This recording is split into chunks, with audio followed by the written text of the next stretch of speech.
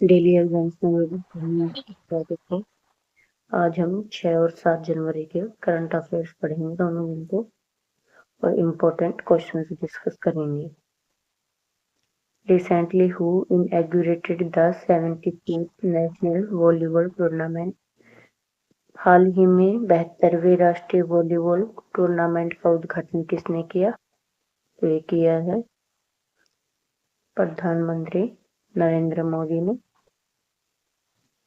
प्रधानमंत्री मोदी ने वाराणसी में 72वीं राष्ट्रीय वॉलीबॉल प्रतियोगिता का उद्घाटन किया। ये भारत की सबसे पुरानी राष्ट्रीय स्तर की टीम खेल प्रतियोगिता में से एक है। वॉलीबॉल फेडरेशन ऑफ इंडिया द्वारा इसका वार्षिक आयोजन हुआ है। वॉलीबॉल फेडरेशन ऑफ इंडिया ये भारत में और इसकी स्थापना हुई 1951 में और इसका मुख्यालय है Chennai, Tamil Nadu. The recently proposed Kalai-2 hydropower project is located in which state? हाल ही में प्रस्तावित कलाई-2 हाइड्रो पावर प्रोजेक्ट किस राज्य में स्थित है? तो ये है अरुणाचल प्रदेश में। विशेषज्ञ मूल्यांकन समिति ने लोहित नदी पर प्रस्तावित 1200 मेगावाट की कलाई-2 परियोजना की मंजूरी दी। मैप्स को लिमिटेड द्वारा तैयार आईए रिपोर्ट में 28 पक्षियों का उल्लेख है, लेकिन श्वेत उदर बुगला का कोई जिक्र नहीं किया गया है। उदर बुगला को IUCN ने गंभीर रूप से संकटग्रस्त की श्रेणी में रखा है और विशेषज्ञों के अनुसार दुनिया भर में इसके 250 से भी कम पक्षी बचे हैं, जिसमें संभवतः 60 के आसपास ही शेष हैं। Recently, where was the integrated security hub launched? हाल ही में किस स्थान पर इंटीग्रेटेड सिक्योरिटी हब लॉन्च किया गया है? तो ये किया गया है अंडमान निकोबार द्वीप समूह पर। केंद्रीय गृह मंत्री अमित शाह ने अंडमान और निकोबार द्वीप समूह में एक एकीकृत कमांड एवं कंट्रोल सेंटर का उद्घाटन किया है। इसके साथ ही उन्होंने 9 परियोजनाओं का भी उद्घाटन किया और 2 नई परियोजनाओं की आधारशिला रखी। इन सभी परियोजनाओं में कुल 373 करोड़ का निवेश किया गया है। इनका उद्देश्य है निवासियों के जीवन स्तर में सुधार करना और साथ ही यह सुनिश्चित करना कि विकास के साथ आंतरिक सुरक्षा भी मजबूत बनी रहे। Recently, who took charge as the Director General of Police of Maharashtra? हाल ही में महाराष्ट्र के पुलिस महानिदेशक के रूप में किसने कार्यभार संभाला है? तो ये संभाला है सदानंद वसंत दाते ने। सदानंद वसंत दाते ने महाराष्ट्र के पुलिस महानिदेशक के रूप में कार्यभार संभाला है। उन्होंने रश्मि शुक्ला का स्थान लिया है, जो कि राज्य की पहली महिला पुलिस प्रमुख थी। सदानंद दाते 1990 के बैच के IPS अधिकारी हैं। उनकी सेवानिवृत्ति दिसंबर 2026 में प्रस्तावित है और फिर भी वे 2 वर्ष का कार्यकाल DGP के रूप में पूरा करेंगे। DGP नियुक्ति से पहले दाते राष्ट्रीय जांच एजेंसी के प्रमुख के रूप में कार्यरत थे। दाते नवगठित मीरा भायंदर वसई विरार पुलिस आयुक्तालय के पहले पुलिस आयुक्त रहे, जिसकी स्थापना 2020 में हुई थी। भारत के सर्वोच्च न्यायालय ने निर्देश दिया कि राज्य के DGP को न्यूनतम 2 वर्ष का निश्चित कार्यकाल दिया जाए। जनवरी 2026 को एयर मार्शल नागेश कपूर ने भारतीय वायुसेना के उप प्रमुख के रूप में कार्यभार संभाला। शश्वत शर्मा ने 1 जनवरी 2026 से एयरटेल इंडिया के CEO के रूप में कार्यभार संभाला। अभय सिंघल को 1 जनवरी 2026 से हरियाणा का नया DGP नियुक्त किया गया और विभा चहल को खाद्य एवं सार्वजनिक वितरण विभाग के निदेशक के रूप में नियुक्त किया गया। सौगत बसुराय को 1 जनवरी 2026 से कैस्ट्रोल इंडिया का अंतरिम सीईओ नियुक्त किया गया और 5 जनवरी 2026 को जयकिशन उपाध्याय को इलाहाबाद उच्च न्यायालय और रितेश कुमार को पटना उच्च न्यायालय में न्यायाधीश नियुक्त किया गया। Recently, construction of this type of weather station began in India. हाल ही में भारत में किस तरह के मौसम स्टेशन का निर्माण हुआ है? तो ये हुआ है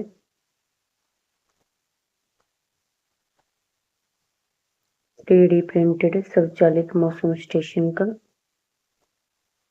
भारतीय उष्णकटिबंधीय मौसम विज्ञान संस्थान के नेतृत्व में वैज्ञानिकों ने मिशन मौसम के तहत 3D printed automatic weather station विकसित किए हैं। फरवरी 2026 में इनका पहला चरण दिल्ली में स्थापित किया जाएगा। ये पूरी तरह स्वदेशी और पहली बार किया गया तकनीकी विकास है। 3D प्रिंटिंग से निर्मित होने के कारण तेज उत्पादन और क्षेत्र विशेष के अनुसार अनुकूलन संभव है और तापमान, आर्द्रता, पवन गति, दिशा और वर्षा का स्वचालित रिकॉर्ड है। मिशन मौसम 2000 करोड़ रुपए का राष्ट्रीय मौसम आधुनिकीकरण कार्यक्रम है। इसका नेतृत्व पृथ्वी विज्ञान मंत्रालय ने किया और इसका लक्ष्य है मौसम अवलोकन, पूर्वानुमान और जलवायु सेवाओं को सुदृढ़ करना। Recently, where was the world's rarest sandalwood leopard spotted? हाल ही में दुनिया का दुर्लभ सैंडलवुड लेपर्ड कहाँ देखा गया? तो देखा गया है कर्नाटक में। कर्नाटक में पहली बार अल्ट्रा रेयर स्ट्रॉबेरी वन के तेंदुए का रिकॉर्ड किया गया है, जिसे कि लोकप्रिय रूप से सैंडलवुड लेपर्ड कहा जाता है। ये भारत में ऐसी केवल दूसरी बार घटना दर्ज हुई है। इससे पहले नवंबर 2021 में भारत में ऐसी राजस्थान से इसका अवलोकन किया गया था। तेंदुए का रंग पीला भूरा होता है नॉर्मली, जिस पर काले रोसेस या फिर धब्बे होते हैं, लेकिन सैंडलवुड लेपर्ड का रंग हल्का गुलाबी लाल या फिर स्ट्रॉबेरी होता है, जिस पर हल्के भूरे रोसेस पाए जाते हैं। अंतरराष्ट्रीय स्तर पर ऐसे तेंदुए को स्ट्रॉबेरी लेपर्ड कहा जाता है। वैज्ञानिकों के अनुसार ये असामान्य रंग हाइपोमेलिज्म और एरिथ्रिज्म जैसे दुर्लभ आनुवंशिक कारणों से होता है और इस दुर्लभ तेंदुए को विजयनगर जिले के कैमरा कैंप के माध्यम से दर्ज किया गया है।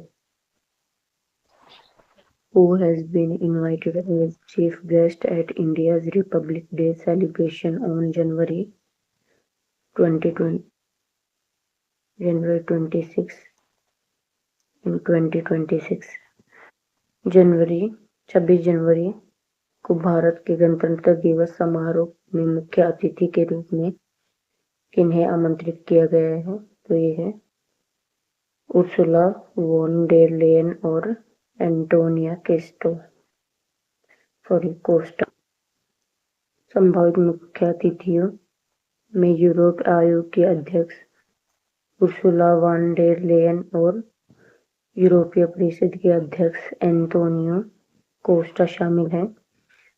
उर्सुला वॉन डेर लेयन और एंटोनियो कोस्टा यूरोपीय संघ में यूरोपीय आयोग के अध्यक्ष और वो यूरोपीय परिषद के अध्यक्ष के पदों पर कार्यरत हैं।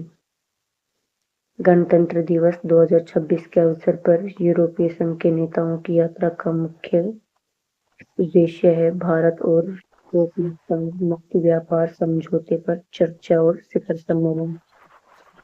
गणतंत्र दिवस 2026 में समारोह के लिए सरकार ने वंदे मातरम की थीम तय की है, जिसके तहत यूरोपीय नेता उपस्थित रहेंगे।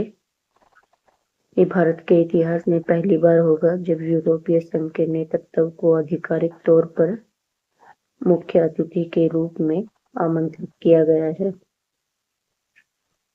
By September 2025, the gross non-performing asset ratio of Indian Bank had fallen to what level?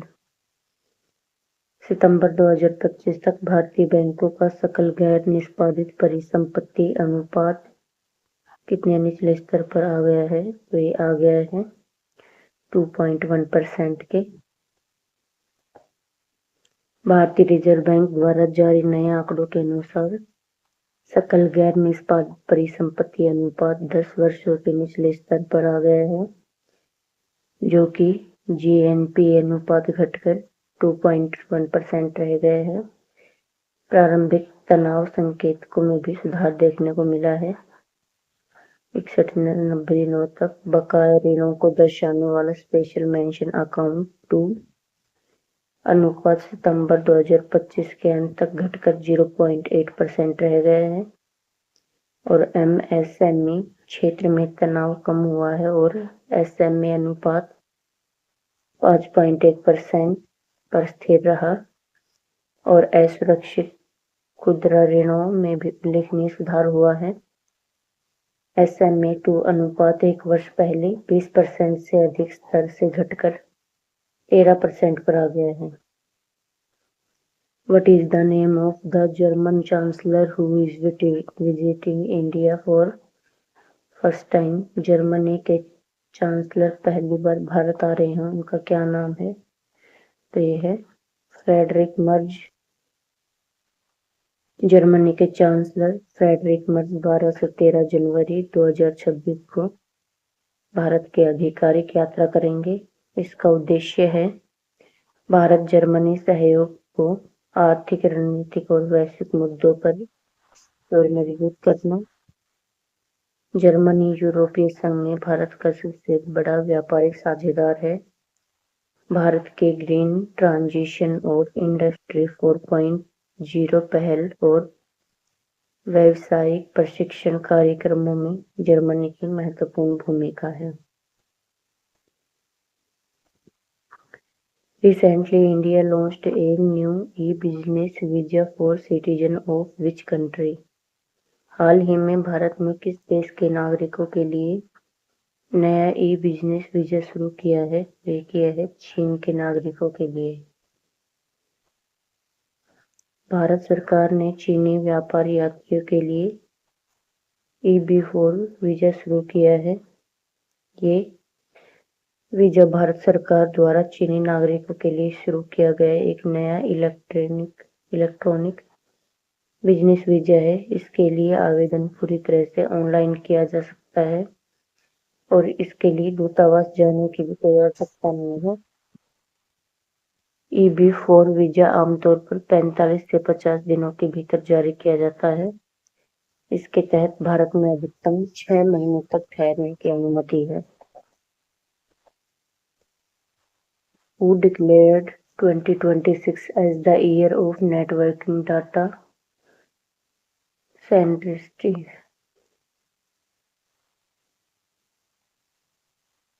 किसने 2026 को नेटवर्किंग डेटा सेंट्रिसिटी का वर्ष घोषित किया है? तो ये किया है भारतीय सेना ने। भारतीय सेना ने वर्ष 2026 को नेटवर्किंग एवं डेटा केंद्रितता का वर्ष घोषित किया है। ये घोषणा जनवरी 2026 में थल सेनाध्यक्ष जनरल उपेंद्र द्विवेदी के नेतृत्व में की गई। इसका उद्देश्य है स्थिति की बेहतर समझ को बढ़ाना, निर्णय लेने की गति तेज करना, एकीकृत डिजिटल नेटवर्क व रियल टाइम डेटा प्रवाह के माध्यम से युद्ध क्षमता को सुदृढ़ करना। इस घोषणा से पहले भारतीय सेना ने 2024-25 को प्रौद्योगिकी अवशोषण का वर्ष के रूप में मनाया था। Recently, which country adopted the euro and became the 21st member of Eurozone? हाल ही में किस देश ने यूरो को अपनाया और यूरोजोन का 21वां सदस्य बना है? तो ये है बुल्गारिया।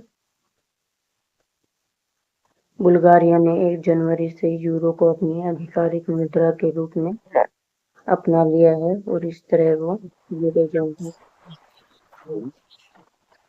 जनवरी महीने के दौरान बुल्गारिया, लेव और यूरो दोनों का प्रचलन साथ साथ रहेगा। 1 फरवरी से यूरो ही केवल एकमात्र वैध मुद्रा होगी। यूरो को अपनाना बुल्गारिया का दीर्घकालिक लक्ष्य रहा है और जब से वो 2007 में यूरोपीय संघ में शामिल हुआ था, यूरोपीय संघ के 6 देशों में अभी भी राष्ट्रीय मुद्राएं प्रचलित हैं। Which state assembly abolished the two-child norm in local body election? किस राज्य विधानसभा ने स्थानीय निकाय चुनाव में 2 बच्चों के नियम को खत्म किया है? यह तेलंगाना ने। तेलंगाना विधानसभा ने तेलंगाना पंचायत राज विधेयक 2026 पारित किया है, जिसमें स्थानीय निकाय चुनाव में भाग लेने के लिए 2 बच्चों की अनिवार्यता समाप्त कर दिया गया है।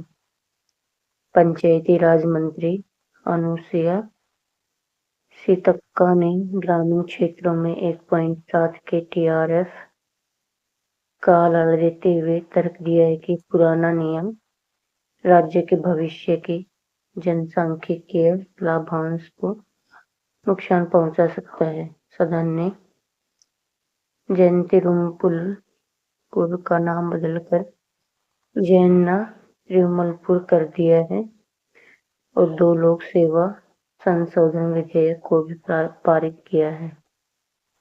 Recently who became the interim president of Venezuela? हाल ही में वेनेजुएला के अंतरिम राष्ट्रपति कौन बनी है? तो ये बनी है डेल्सी रोड्रिगेज। निकोलस मादुरो की कथित गिरफ्तारी के बाद डेल्सी रोड्रिगेज ने अंतरिम नेतृत्व संभाला और ट्रंप प्रशासन के साथ सहयोग करने की पेशकश की। रोड्रिगेज ने शांति, संवाद और अमेरिका के साथ संतुलन और सम्मानजनक संबंधों का आह्वान किया। सेना समर्थित और लंबे समय से मादुरो की सहयोगी रहे। रोड्रिगेज ने क्षेत्रीय और वैश्विक अनिश्चितता के बीच अमेरिका वेनेजुएला संबंधों में संभावित बदलाव का संकेत दिया। India's easternmost village Doni welcomes the year 2026 with what? Bharat के सबसे पूर्वी गांव डोंग ने किसके साथ 2026 का स्वागत किया? तो किया आलो प्रभात कार्यक्रम के साथ। अरुणाचल प्रदेश के अंजा जिले में स्थित डेंग गांव भारत का सबसे महत्वपूर्ण पूर्वी गांव है। यहाँ पर आलो प्रभात यानी भोर का नृत्य नामक कार्यक्रम के साथ भारत के 2026 के पहले सूर्य देव का जश्न मनाया गया। इस सांस्कृतिक प्रस्तुति में मेयोर और मिसमी आदिवासी समुदायों की परंपराओं को प्रदर्शित किया गया। इसमें पारंपरिक मंत्र, गीत और देसी वाद्य यंत्रों के साथ स्वदेशी लय शामिल थी। Recently, Urmila Satyanarayanan was honored with which award? हाल ही में उर्मिला सत्यनारायणन को इस पुरस्कार से सम्मानित किया गया। तो ये किया गया है नृत्य कला निधि सम्मान से। भरतनाट्यम के प्रसिद्ध कलाकार उर्मिला सत्यनारायणन को चेन्नई में संगीत अकादमी में आयोजित 19वें नृत्य महोत्सव में नृत्य कला निधि पुरस्कार से सम्मानित किया गया। भरतनाट्यम भारत के सबसे प्राचीन शास्त्रीय नृत्य रूपों में से एक है, जिसकी उत्पत्ति तमिलनाडु में हुई और इसके प्रमुख तत्वों में नृत्य, नाच और नाट्य शामिल है, जिनका प्रदर्शन प्राय कर्नाटक संगीत पर किया जाता है।